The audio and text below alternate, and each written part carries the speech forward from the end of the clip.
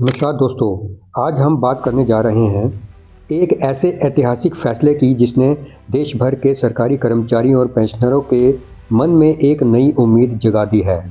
जी हाँ, supreme court के उस फैसले की जिसमें अदालत ने साफ साफ कहा है कि महंगाई भत्ता कोई खैरात नहीं बल्कि कर्मचारियों का वैधानिक हक है। हाल ही में सुप्रीम कोर्ट ने पश्चिम बंगाल सरकार को आदेश दिया कि वर्ष 2009 से 2019 तक का बकाया डीए कर्मचारियों को तुरंत जारी किया जाए।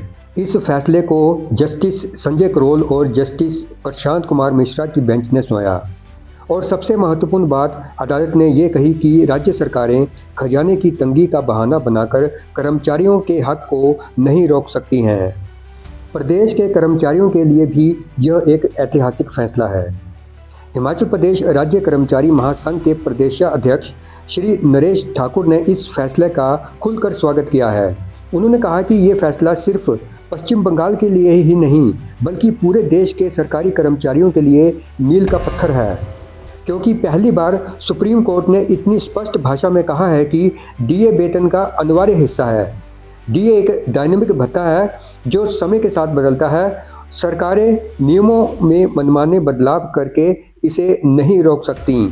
दोस्तों, अक्सर हम सुनते हैं कि अभी राज्य की आर्थिक स्थिति ठीक नहीं है, लेकिन सुप्रीम कोर्ट ने इस तर्क को पूरी तरह से खारिज कर दिया है। अदालत ने साफ संदेश दिया है कि डीए कोई सरकारी कृपा नहीं है, ये प्रत्येक कर्मचारी की मेहनत और अधिकार से जुड़ा हुआ मुद्दा है और इसे रोकना सीधे कर्मचारियों के साथ अन्याय है।